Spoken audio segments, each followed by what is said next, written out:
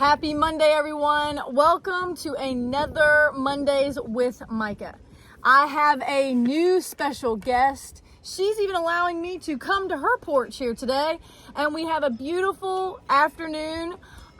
So I want you to meet Reba, and we first had a conversation because of the Walk of Love.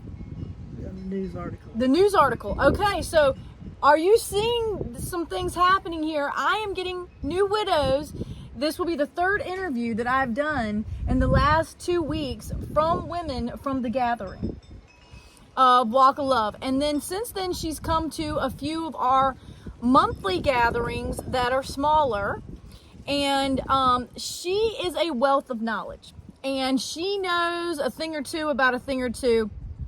And I want you to hear, but before we press play on this, she said, "Do you want to know my love story?" I said, "I absolutely do." So with no further ado, meet Reba, and can you tell the those watching how it all began? In 1971, April, last 1971, March, I just turned 19. I was a curb girl at Shoney's in Portsmouth, and my husband-to-be came by in a car with a truck and just happened to ask me out. So our first date was April the 3rd, 1971. We got married June 10th, 1971. We had a first child 10 months later. People were counting. Wow. Yes, it's a close. Yeah. What do they call that? A honeymoon baby? Yeah.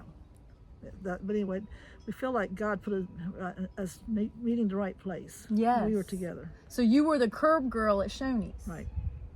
And does that mean, what does that mean exactly? That's when you park your car outside, you order in, and I take it out to the curb. Okay. Used to be had roller skates, but I missed the roller skate session. Okay. I remember there's a place in Norfolk that does that, where they still would skate out, but it was kind of like a burgers and ice cream. Yeah, that's what Shoney's is. Okay. I thought that was a restaurant, kind of like Applebee's. It is now, but It wasn't. It wasn't. Okay. Back then it was a teen scene. Okay, a teen scene. Okay, I like that. I like that term. And so you were the curb girl. He pulled up to get some food, and you didn't get out of his mind. And in 2 months' time, 3 months, when did you get married? June. So 2 months after We met. you got married. Right. And how many years were you married? We were married 48 years. I mean, what a storyline. What a storyline. So and how many children did you have together? We have 4. 4. Okay. The other one, when he proposed to me, took me near a lake, filled out a Bible, and told me I'd be a sinner the rest of my life because he had been married once before. I did not know Any of that. I knew he was, but I did not know I didn't break him up. Right. And I said, okay, for all sinners. Yes. And then it gave me 5 rules to live by. 1, I was to never have pets in the house. 2, I was never to get a job. Interesting. I was never to get credit cards. You don't see my billfold. And I was to keep the house clean, but it's very hard with 4 small children. And I was to never serve him TV dinners. I broke them all, he still kept me. Oh my goodness. So he had 5 requirements to this engagement, and you agreed to it, but then you didn't stick to any of them? Is that what you're telling me? It was several years before I broke them. Okay. Well, those TV dinners have gotten better over the years. That's right. That's the reason he got served. Okay. Excellent. So how long were you a stay-at-home mom? I went to nursing school in 1981 and graduated in 82. And since 82, I've been working at hospitals, and I got my EMT and paramedic, and I had 2 jobs, ambulance and that.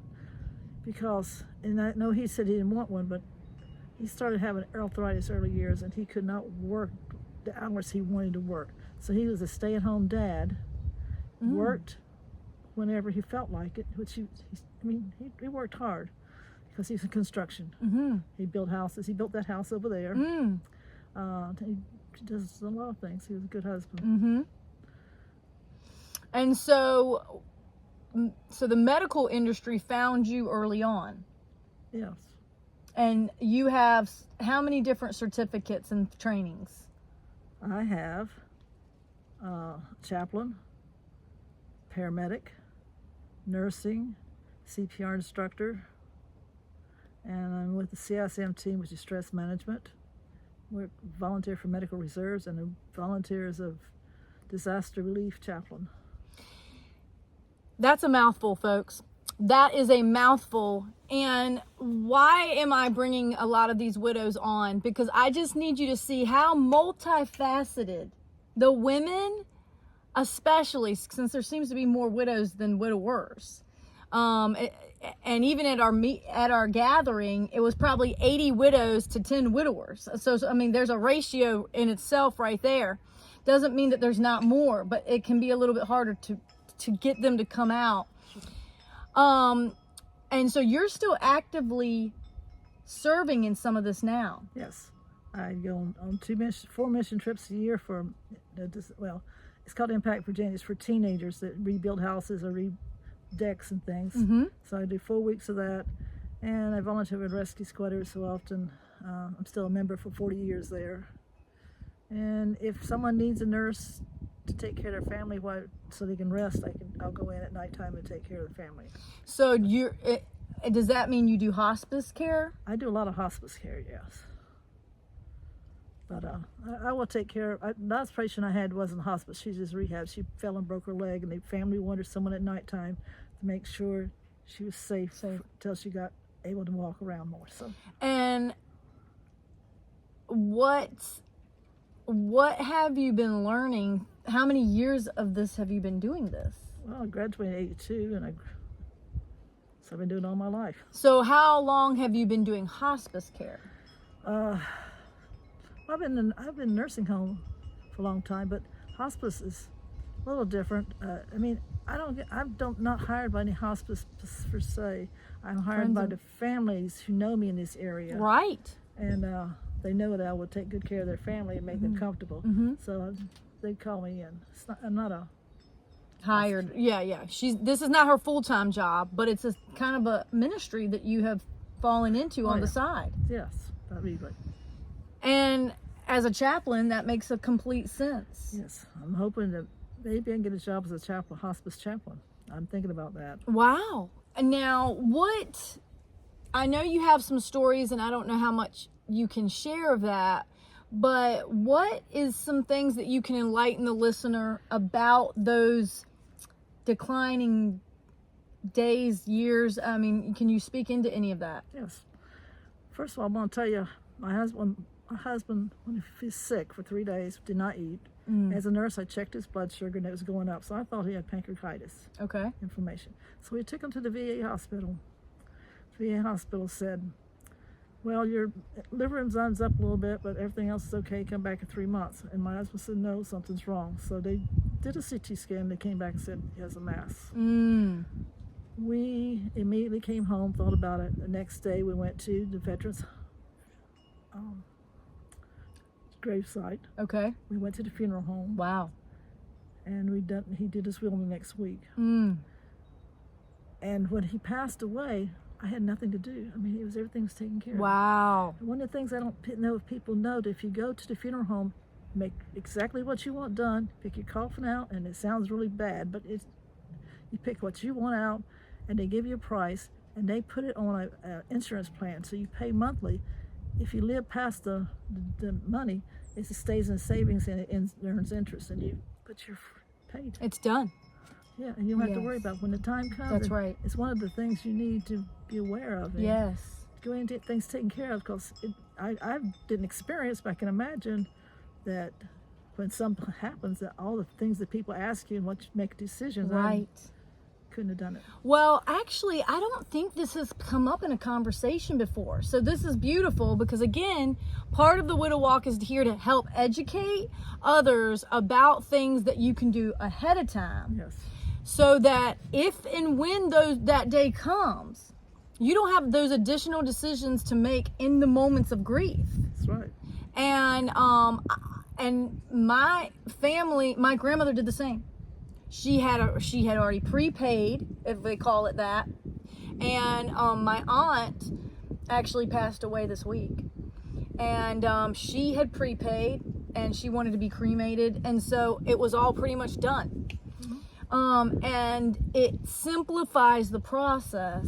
My children don't have anything to worry about. They've already got the will made, and I've already got my plans done and already paid for. So I can live a carefree life. A carefree life.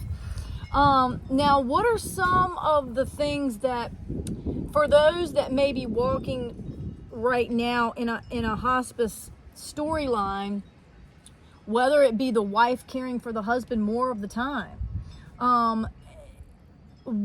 can you speak into some of the God stories that you've seen in the midst? How do you not fear walking through those days? Oh, I know the person. Most of the time I know the people that I've watched because I know the family, and you know they were great people because of the children they brought up, and Christians. So I know they're spiritual. I know what goes on physically, and I can make you comfortable. Mental is a little hard to deal with, but I know, so I make them comfortable. We had one couple that went to the house to take care of him, and he died. And 1 week later, his wife died. I would take care of her, but it was like, was she sick? I think she had a stroke when he died. Wow. So, and don't be afraid of hospice. Hospice goes in there, evaluates, and can make you comfortable when the time comes. I mean, if you get better, they're gone. Right. So people are so afraid to put them on hospice that they get evaluation, they get everything brought in from insurance and everything taken care of you. Right. But I also want to say, you see that garden out there? Yes. That's my husband's vegetable garden. Okay. I'm not a vegetable person. I'm not a yard person, as you can tell. So I cleaned that up, put a cross out there, and that is his memorial garden. And in 2020, I lost 20 pounds doing that. What? Right. Okay. So you keep yourself busy. Busy. Do something special for that loved one, and keep them alive in your heart. I mean, they're not dead. They're alive. You're right. I Thank mean, you. I'm really Believe that. Yeah. The only regrets I had, there's two regrets I always, you have as part of grief, was the day he died. I transferred him from a chair to the wheelchair so we can take him outside for his treatment. I stood him up and I held him and said, let's dance. So we danced a little bit and I had to put him back down. Went to the car, put him in the seat, put his oxygen on, went to sit in the front seat. My son was driving. When he turned the ignition on, he said, Mom, look at Dad. He was gone. So your last memory was dancing with him.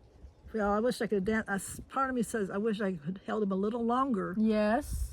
But then I always try to look at this other side of it. That's the negative side. Yes. I cut it in half. If I had danced with him longer, he might have died in my arms. You're right. Which do you want? Take your time on that. Yes. I mean, and that is a beautiful perspective. And the human experience, like you said, you kind of sway back and forth. So there was parts of you that was thankful, and then there's parts of you that feels sad. Yeah. And guilty that if you knew that was going to be the last time, you should have held on a little bit longer. Then if he died in my arms, what would I have done? Somehow you are given the grace for it, it does seem. And I had something, a little bit similar, but these are the thoughts that come to haunt you after. And they can haunt you for some time if you allow them. Yeah. Can you speak into any of the mental, as you've walked with people through some grief and your own grief story? When I'm working with the hospice, working nighttime with families, they talk and they like to bring up memories. Yes. And that's the best thing to do, is talk positive and remember things and just memories. The other regret I have is that my husband loved children and he did not see one of his great-grandchildren. We have 9 and 1 on the way. And every time I see him, I say, they never know him. And he would have loved them. Yes. Yes. That's one I can't fix. Yes. These are those bitter moments where even though he's in a better place. Right. I know that when my nephew graduated and he plays basketball and he hit his 1,000 point, that it was like we were so excited, and then this reality hit. Oh man, he's not here to see it. You know, he's not here to see it. He would have loved this. He would have gone crazy, you know. And so it's like it's this bittersweet. Yeah. Well, he also gave me his mother to keep care of for 3 years. Okay. She lived there. Okay. There's a house next door, just so you know. Yeah. So I got to watch her for 3 years. And that was after he passed. After he passed. Okay. And then this is another part of the story, y'all. You know, Judy Hawkins Dunn, the board member that helps me a lot, she also, after her husband passed, took on caregiving for his father. And so that is not uncommon that there's dual caring that's going on. Right. Now, let me ask you this question. How did you start taking care of yourself after all of this? When did you get to grieve when you started taking care of her after? Like I said, I understand what's going on. See, there's a difference with, I mean, I know what's going on. So, and I, like I said, made a garden, take care of my great-grandchildren, and hopefully that when they look at the picture, they may say, who is that? And I'd be able to tell them about them. Yes. And it's still blooming. So this little garden she has is full of daffodils out there, and it looks happy. Yes. Got a lot of wiregrass. If anybody knows how to get rid of wiregrass, please let me know. I wish I could tell you, but I don't. So obviously I don't know how to do anything in the yard myself. My dad right now is the one cutting my grass. Well, since you're a chaplain, have you seen any miracles?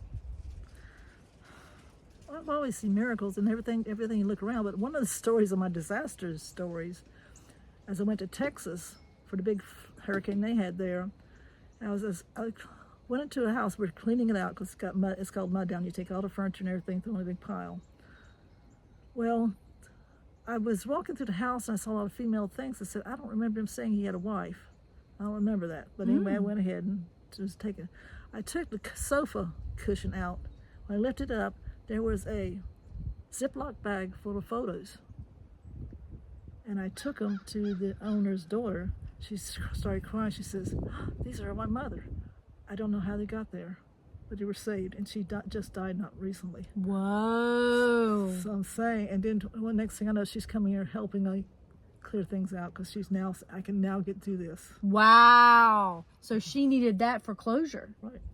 She closed. And you didn't know that.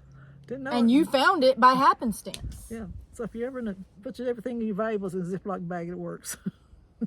Another clue, folks. Another clue. Sometimes those precious valuables, whether you have one of those little jewelry boxes. Yeah, one of those like fireproof boxes, or a safe, or a safety deposit box, wherever you have it, make notation of where those precious things are, because it can feel like a needle in a haystack trying to find those sometimes.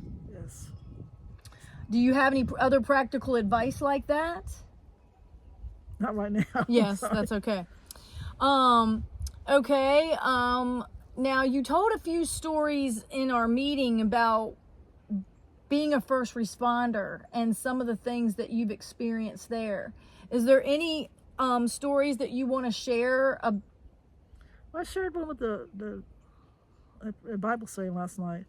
They were talking about when I was going to Windsor Baptist. I shouldn't probably say that, but I responded to the pastor's house, and he was in cardiac arrest. And I was doing CPR on him, taking him to the hospital, got him intubated and all that stuff.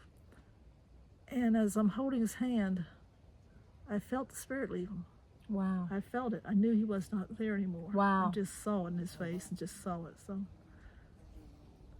but anyway, so he didn't die in his home, which I told his wife, which made her feel a little bit better. Died in the back of my ambulance. Right. Wow.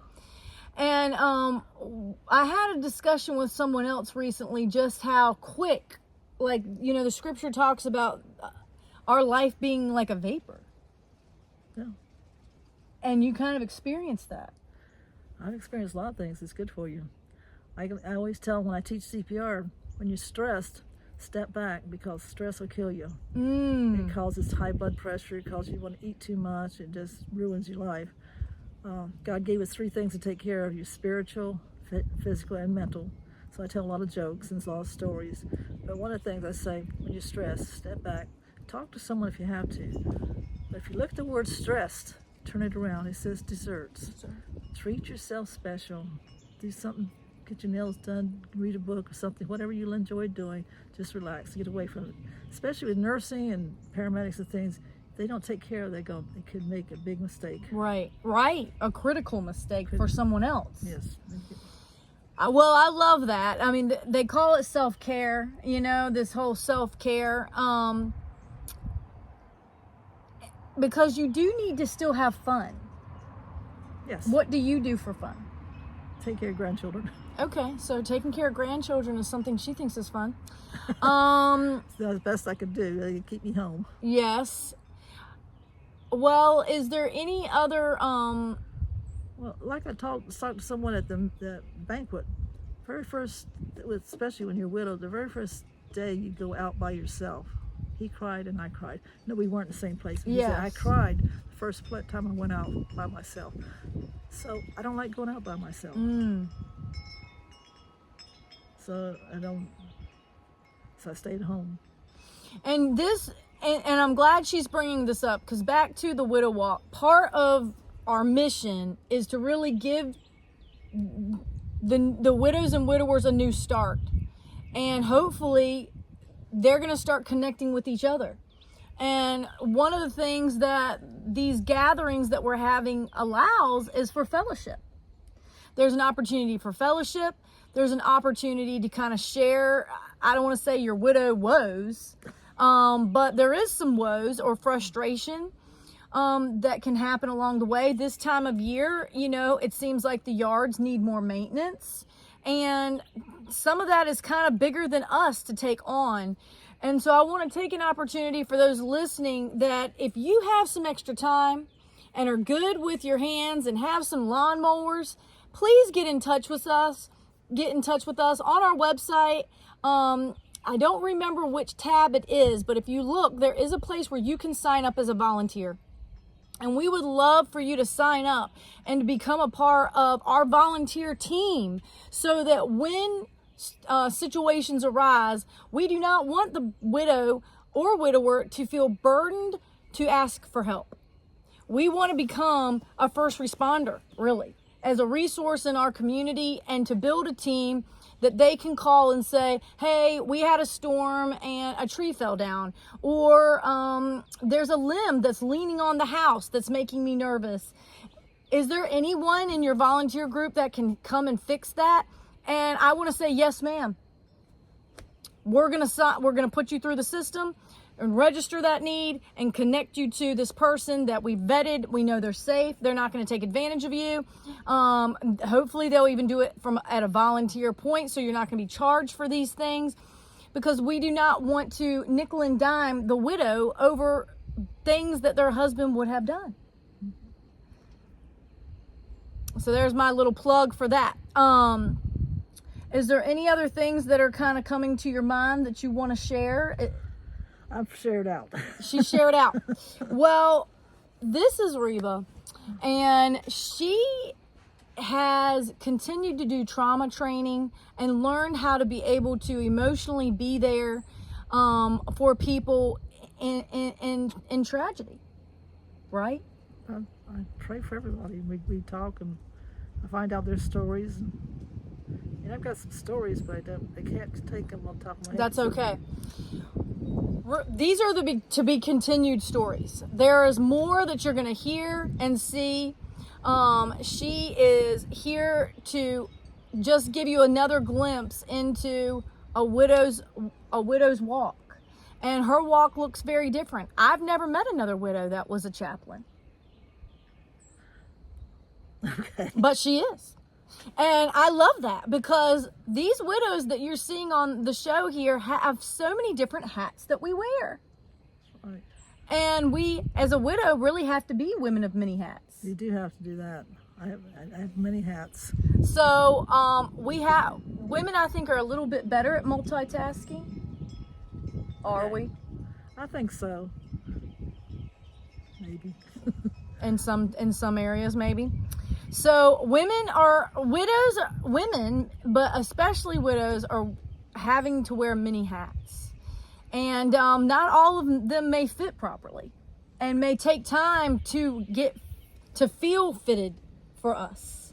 This new walk that we've stepped into can feel misfitted. Things can feel misfitted. But if you are feeling like you don't really understand your identity, like, what do I do now? If you're wondering that as a widow in the early season especially, and maybe you do have grandchildren and that is your purpose now. But if you are questioning what your purpose is in your widow's walk, get in touch with us. Send us an email at thewidowwalk@gmail.com or you can also go to thewidowwalk.org and you can register your need. You can register as a volunteer. You can sign up for our email so that you get these Mondays with Micah and hopefully continue to learn another facet of a widow's walk. But we thank you for listening and tune in next week for more interesting stories right here in Franklin and Southampton County. Until next time, bye.